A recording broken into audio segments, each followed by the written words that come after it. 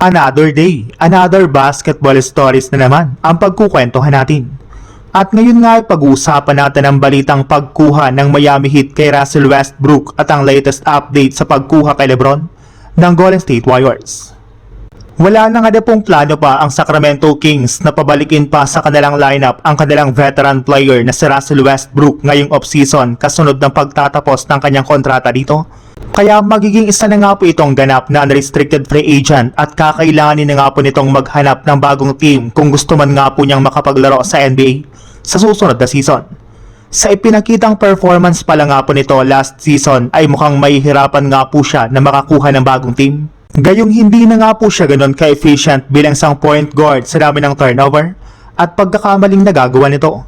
Nagiging liability na nga po ito sa opensa sa kawalan nga po nito ng shooting at maging sa depensa. Pero hindi rin naman nga po ibig sabihin nito na wala nang kumukuha sa kanya dahil andito pa rin nga po ang Miami Heat na siyang isa sa mga koponan na naibalitang interesadong kunin at bigyan ng kontrata si Westbrook. Alam naman nga po ninyo na sa sobrang gipit nga po ng Miami Heat matapos nilang kunin si Giannis, ay balak nga po ng kanilang team na kumuha ng mga bagong point guard at playmaker na kumukuha lang ng mababang kontrata. At isa na nga po sa kanilang listahan ay si Russell Westbrook na isang unrestricted free agent. Medyo magkakaproblema lang naman nga po sila sa kanyang shooting dahil posibleng palamyain nga po nito ang kanilang opensa. Sa ibang balita naman, parati na lang naman nga pong nauunahan ang JSW ng ibang mga kupunan sa pagkuha ng mga players sa free agency market.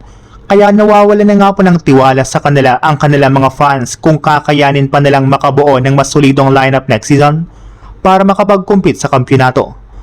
Maging ang mga players nga po ng Warriors ay na-frustrate na rin sa ginagawang move ngayon ng kanilang front office. Kaya mismong ang kanilang veterano na nga po na si Draymond Green ang kusang tutulong sa kanilang kupunan para makakuha sila ng bagong player sa free agency. At gagawin nga po niya yan sa pamamagitan ng kusang pagpababa nito sa kanyang kukuning bagong kontrata sa team ngayong offseason para lamang kayanin ng JSW na mapaperma ang kanilang pinaka-target na si LeBron James. Hahatian nga na po niya ito ng kontrata ngayong offseason na siyang rason bakit hindi niya kinuha ang kanyang player option ng nagdaang linggo.